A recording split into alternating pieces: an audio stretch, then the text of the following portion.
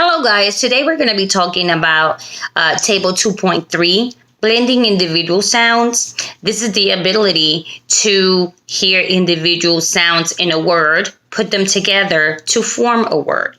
As an educators, we need to assist our students to see and hear this pattern. And we can do this by doing this technique. If you are right-handed, you're going to hold your hand towards you, and you're going to make that, lift up your fingers and make that pattern. For instance, the word is nap. What's the word? Nap. And if you're left-handed, you're going to hold your hand towards the student. Nap. So let's begin, and let's start with our activity to assist our students.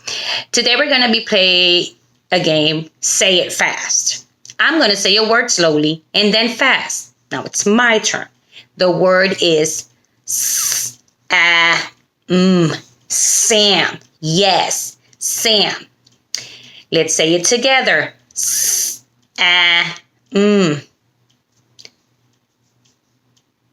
What's the word? Sam. Yes, Sam. Your turn. What's the word? Yes, Sam. Let's do another one. J. What's the word? Dog. Let's say it together. K. What's the word? Yes, dog. Let's do another one. Let's do